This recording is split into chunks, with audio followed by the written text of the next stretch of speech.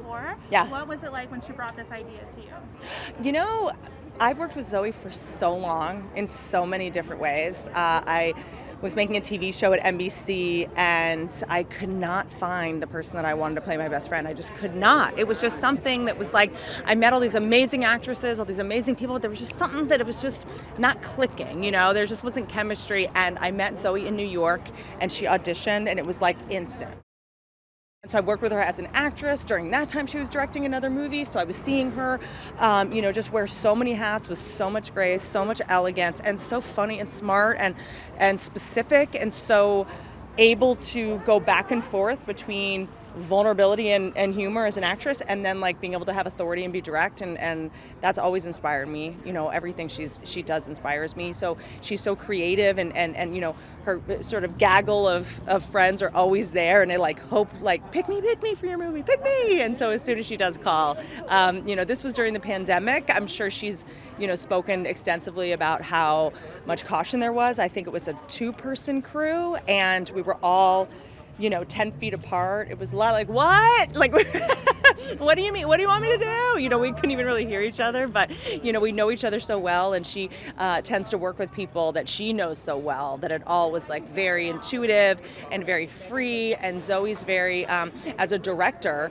she's acting in the movie, and then she'll start directing, and you're like, how do you go back and forth? Like, it's crazy. And so she then, essentially was directing, acting, and then also was like, we were so far away from each other because of the, we were in a pandemic, that it was a lot like, what, you didn't, I'll figure something out. And she was just so supportive of like being creative, and it was a time when we were all really traumatized and in a lot of fear, and she just brought so much joy to so many people in the pandemic. And in so doing, I think she's also showing a lot of people, like, she had a camera and a bunch of her friends. She also happens to have directed a lot of big other fancy movies, but white filmmakers, what are you doing? Do it. Just go do it.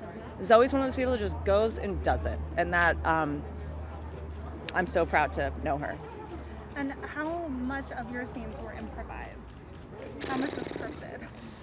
I mean, it's a good question. It was highly improvised, but within a, she came, we shot the character possessed me. I can't explain it. Like, it was just kind of this, wild time where nothing mattered, and we were all kind of super scared, but also super fearless at the same time. Like, this could be the last movie we ever make. Like, it was like, we thought we were never going to work again, given we do a job where everybody has to be right next to each other and kiss each other and touch each other for hair and makeup. Like, so I think there was this kind of fearlessness that came with that.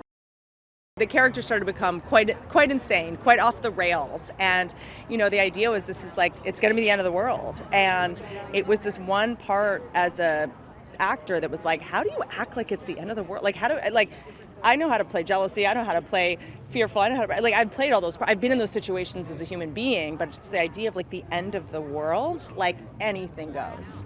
Whatever your coping mechanism is, kind of like go for it. And, we worked together with wardrobe. Zoe came in and she picked a bunch of wardrobe for me. And based on that, I sort of backed into like, this person is deeply unwell.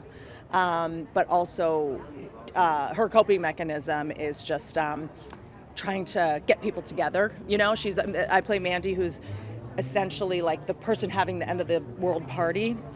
And so she's kind of the ringleader of the madness, and is on a litany of drugs as well. So that was really fun, because a lot of people think that I'm on my main like thing I get is people are like, are you on Adderall? What are you on? I'm like, I'm actually sober, but if I'm pulling off that I'm on a bunch of drugs just with my actual personality, it was like kind of easy.